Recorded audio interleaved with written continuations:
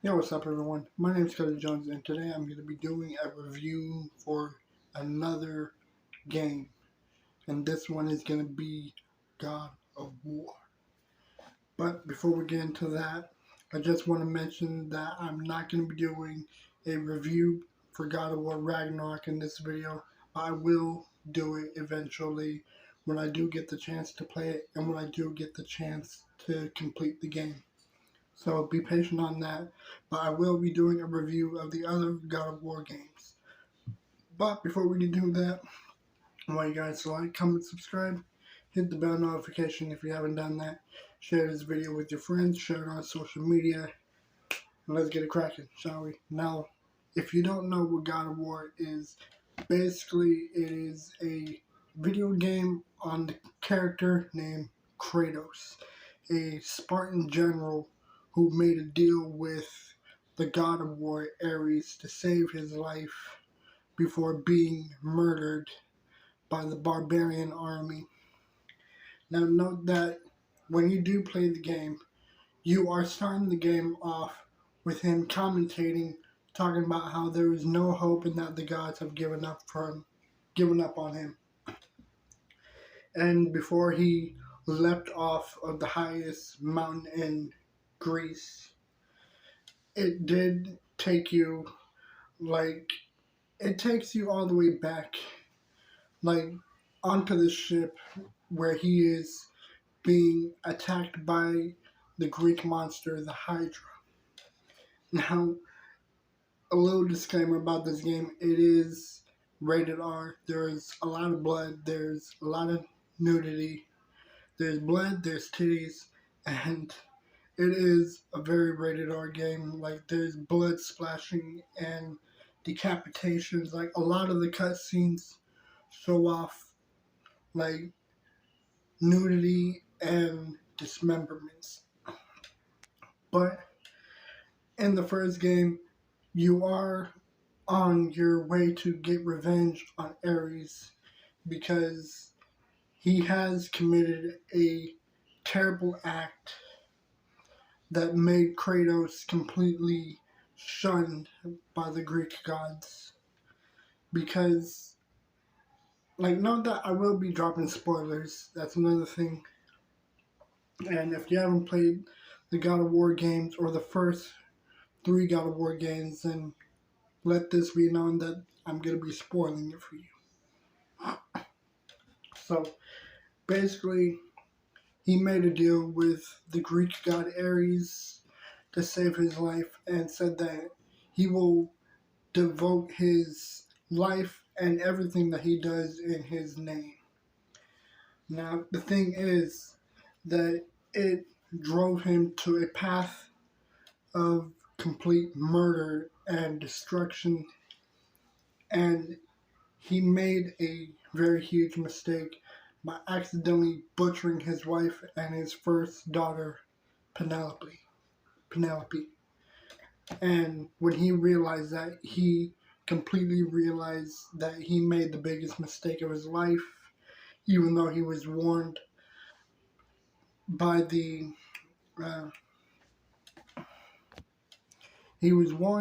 people not to go into this one particular house that his family was in.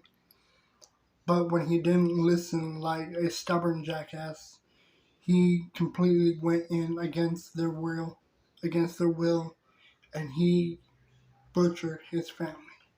And because of that, he not only broke his deal with the God of War, but he made a new promise to devote his life into getting revenge on Ares and killing him. And he also did it in hopes that he would be freed from his mistakes. So that's the first game. You do end up finding a box called Pandora's Box, or the Box of Olympus. I can't really remember the name of it. It's been so long since I've actually played all the God of War games. Though I did just recently play God of War 3, which is still as great as I remember when it first came out. Now the thing is, This game did have a very slow start. The story itself was still good. But what I would rate this one, I would rate it, I guess I would rate it a 6. Because again, it is a slow start, but it's still a fun to play game. Now, with God of War 2 coming in, basically you already murdered the Greek god Ares and took on the role as becoming the new God of War. And with all of Sparta worshiping him and praising him and everything, he completely didn't really care for this role. He tried committing suicide, but the gods kept him alive and wanted him to take on this new role, saying, hey, we can't allow you to kill yourself, so you're going to have to take this new throne. So he took on the throne, and he was immediately betrayed by Athena, and because of that, he ends up fighting the statue of Helios, which, in my opinion, was a really dope scene. Like, the whole gameplay was really cool, especially when you do get to fight the statue from the inside out. So it's cool because she took his powers away, kind of, but still gave him the abilities to fight. But immediately after destroying the statue of Helios, you are face to face fighting and confronted by the king of the gods, Zeus. Now, what made this first fight completely bullshit was the fact that you were way too weak to fight him. You were too weak to even walk. You couldn't even swing your blades. So it's like you were just an easy kill for Zeus. And because of that, Zeus ends up stabbing him with the blade that he did give him to attack the statue. Which, one, that was complete bullshit, to give him assistance and then kill him with the item that he gave Kratos. So, that was bullshit. But because of that, he made a promise to exact his revenge on Zeus as well. Now note that I'm not going to be doing a review of the games like in the right order, like the right storyline order. I'm just reviewing the games by date, starting off with the first, even though Ascension is the prequel before the first God of War. So that's another little disclaimer for you guys. Now, in God of War 2, it really became interesting because you had to climb out of the gates of hell and fight your way back into going into time, which was really cool because you did get to fight off the Sisters of Fate, reverse time, and stop Zeus into killing him. Now, what I would rate the second one, I would give this a 7.5. Because the storyline was cool. You do get to ride Pegasus, and like you get to set the Phoenix on fire and everything. It was a really cool game. The storyline was dope.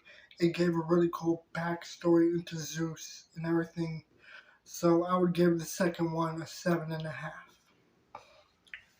Now, as for the next God of War game, comes the PSP God of Wars, Chains of Olympus, and the Ghost of Sparta. Now, here's a thing that really made the second game better, is the fact that the way it ended, it really made everything completely, like the way it ended was just perfect. Because not only did Athena jump in the way of your blade, but you end up realizing that Zeus is your father. And it ended the way that God of War 3 started, with all the gods like talking and teaming up to fight Zeus while Kratos was climbing his way up Mount Olympus. Best ending for God of War 2, especially after realizing who he is and what he is to you. That really made it dope. But now for the PSP God of War games, this was really fun to play, especially since I've never played the other PSP games until my brother let me borrow them. Now with Chains of Olympus, basically this happens before God of War 2. I was wrong. Chains of Olympus actually did come out before the first God of War game. But again, I will be doing this game by order that the games came out. Now, as for what I would have the games organized, I will be doing that at the end of this video with like a list of how the storyline goes from Ascension to Ragnarok. Even though, again, I will not be doing a review for Ragnarok, but I will be adding its name to the end of the video anyways. Now, with Chains of Olympus, you end up, like, you're trying to make a deal to see your daughter again. But the problem is, you have to make a deal with Hades' wife. Now, note that in this game, the fighting style, the storyline, and everything is still continuing. Just with a new motive and new weapons and powers and everything. That's the only difference with every God of War game that comes out. New powers, new motives, like new everything. But the same storyline. Now, you do end up making contact with Hades' wife, but the problem is she doesn't care. She doesn't care about you. She doesn't care about her husband. She didn't even care about being in love with him because she was completely forced into it, as the myths would really go. She was forced into marrying him, and it was completely against her will, and she was forced by Zeus. Now, I'm not going to be saying that the game is like completely based off the myths, because that ain't true. I mean, even though, yes, Kratos is a real mythological character, just not the same way that you see in the video games. The real mythological Kratos is actually spelled different, and he's a bit of a kiss ass. You know, really, real big suck up. So, that's the complete difference between them two. Sadly, it's actually a shame that he's not the badass in the game. So you end up meeting her, and you realize that your reunited meet with Calliope was as sweet as you really hoped. It was a really beautiful, really nice thing that they added to the game. But the problem is Elysium was falling apart. Everything was being taken away. And sadly, Kratos couldn't keep his daughter. So that was the bummer about it. And he did end up fighting Hades' wife and butchering her as well, as you do with every other god. So that game, it really pulled some heartstrings. But it all came back to the same ending, with Kratos hating the gods more and more and more. And more secrets being unraveled, and his hatred growing even more bitter. Now, what I would rate Chains of Olympus, I would rate this game a 5. Yeah, I'd give Chains of Olympus a 5. It wasn't really all that great. It was fun. The storyline was still good. But I wasn't too crazy about this one. Not as much as I was for Ghost of Sparta, which is the next game on my list. This one really unraveled a lot of secrets. One, that you had a brother. And two, that Kratos' mother was forced to keep her secret until she's dead by Zeus. Which did reveal that his father was Zeus. Like, if you're playing the game in the right category, in the right order, then you would end up finding out that Zeus is your father before God of War 2. Now, what made it all the more upsetting was the fact that you end up having to kill your mother. And realizing that your own brother, Deimos, is held captive by the god of death, Thanatos, which Thanos was the inspiration for. See, some of y'all probably didn't even know that. Stan Lee got the idea from the Greeks. Only by taking a few letters off. But anyways, this game was really cool. It was really fun. You're going down a lot of, down memory road.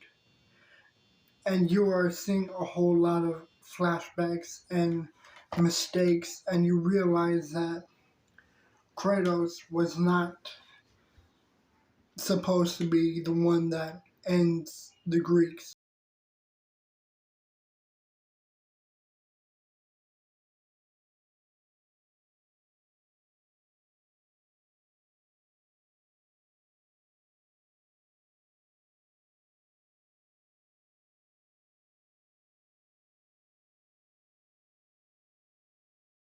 By Ares and Athena. Now, you do end up fighting your own brother Deimos because he has a very bad grudge over you for not saving his ass. And he did have like a really cool gauntlet weapon attached to his hand. I'll probably drop an image in this video. But it's like what really made it dope was the fact that you do end up fighting Thanatos' daughter, killing her, fighting your brother Deimos, and teaming with him to fight the god of death. What made it upsetting was the fact that you end up losing your brother anyways. So, yeah, that was a bit of a fuck up. And it really made everything all the more worse for Kratos. And it got to a point where he was really hating every god and hating everything about Zeus. So that really made everything in the storyline all the more fucked up. And so it ended with you taking your brother to his grave and realizing that his vengeance is just going to keep on growing and his hatred is just going to keep on boiling up and getting all the more worse. So that's Ghost of Sparta, and it really, really made everything all the more terrible for him. Now, here's the best game that came out since God of War 3. This one was the most funnest God of War game that I've played in years. I still remember the day that it came out. I still have the Game Informer somewhere lost in my box. And I remember I was in 7th or 8th grade when I discovered the Game Informer talking about God of War 3 and talking about how it was going to be the very last game. But what I didn't know is that it was going to be the last game for the Greek mythology. So, if you haven't played God of War 3, then believe me, you are in for a treat. Because not only are you fighting Zeus and you're teaming up with Titans, no, not those kind of Titans, but you're fighting with the Greek Titans. But you are also going to be butchering the fuck out of every single Greek in your way with Poseidon, Hades, Helios, Hermes, all the Greeks that you can think of. Yeah, it was a complete Greek genocide, and it did have its very touching moments when you realize that you are helping Hephaestus, the blacksmith god, find his daughter. Or you are finding his daughter, sorry, and her name is Pandora. Yeah, so that really made the storyline all the more fascinating, especially when you come to accept that Pandora's sacrifice will be the key to ending the Greek pantheon for good, because she runs into the flame of Olympus, aka Pandora's box. And if you know anything about Pandora's box, then you know that once it's open, all hell breaks loose. And that ends with the most epic 3 or 4 fight battle with Zeus. And when I played it recently, it was a bitch to fucking kick his ass. Like, it's been a very long time since I played God of War 3. So I was a little bit rusty. It took a few tries fighting Poseidon. And it's like, after everything that I had to redo and relearn, I did eventually get better.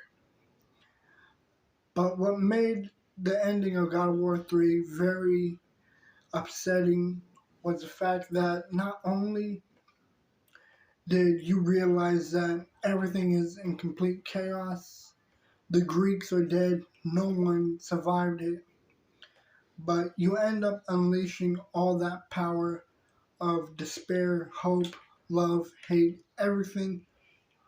Kratos stabs himself with the blade that he used to kill Zeus. And that blade is pierced right through him, unleashing everything. But it did end with blood being scraped against the floor and into the ocean, which really gave a lot of people like questions and ideas that there would be another. And so, you already know. And then the next game that comes out is God of War Ascension, when you are fighting the Hecatoncheires, which really made the prequel to the God of War games very fascinating. I probably didn't even do the rating for God of War 3 yet. I'm gonna give that shit a 9.5. Because the storyline, the music, the fighting, everything about that game was fantastic. 9.5 for God of War 3. Best game that ever came out in that time.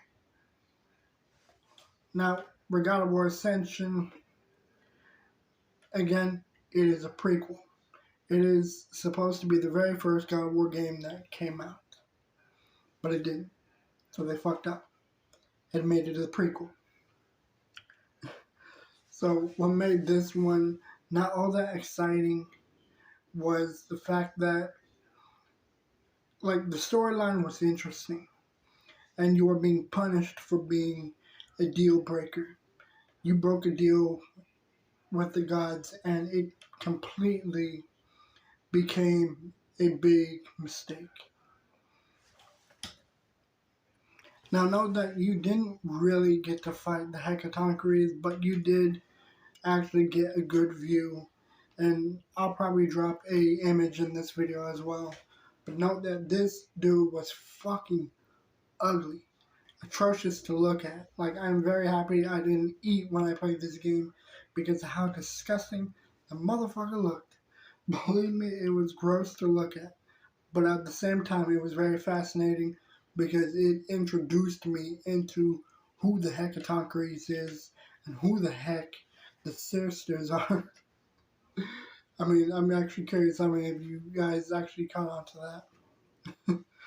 But you end up fighting the Sisters of Fury, And again, these were other characters that I've never even heard of, but it really made the storyline interesting.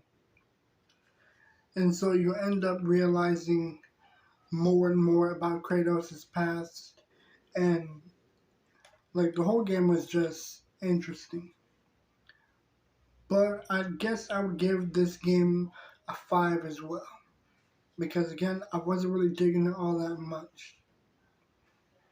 And now here we are with the 2018 God of War. Some of you probably already played it. A lot of you already know the story. Basically, you are this is years later. You're grown up, you got a face full of hair, and you got a boy. Sorry, what I meant to say was boy. There. Now, what made it very weird was the fact that T.C. Carson was not going to be voicing Kratos. It was a bit of a letdown because I was more used to him voicing Kratos. But when I played the game, and I was open to playing it because it's still a God of War game, and I was very hopeful, it really introduced a lot of Norse folklores to me, and a lot of characters I never even heard of. Some of them I knew, some of them I didn't. I didn't know what the World Serpent was, I didn't know who Baldur was, and I didn't know about Fenrir, I didn't know who Odin's wife was. Like, there are so many things I've never heard of until I played this game. What I would rate this game is a 10. Absolute 10. The storyline was perfect. The soundtrack was awesome. The characters were cool. The whole game was just a home run. Out of the park.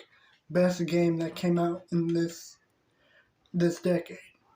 In the past few years. Really. It really made the God of War games all the more better and made the series the best of what it is. Now, some of you probably don't know what the storyline is, so let me break it down for you. Again, you're grown up. Kratos is now in Norway, I think. That's probably somewhere in the Norse region. I'm assuming Norway. I mean, some of y'all probably correct me. Some of you probably won't. But basically, you are taking your wife's ashes into the highest peak in Asgard. No, Midgard. Sorry. It's been a long day. Sorry. I'm not really going to be explaining much because, again, I really do feel that a lot of people have played the 2018 God of War game. But other than that, I think I'm just going to end it with me giving this game a rating. I would give the 2018 God of War a 10. A flat out 10. Because it has been the best game that came out in years. Probably better than God of War 3, which fucking terrible to say. But this game is really fun, and I'm very excited to play Ragnarok when it comes out. But other than that, guys, I hope you like this video. Tell me what you guys think. Tell me if my judging has been fair, not fair, mediocre. I'd love to hear you guys' thoughts. Other than that, I'll see you in the next video. I'm out. Peace.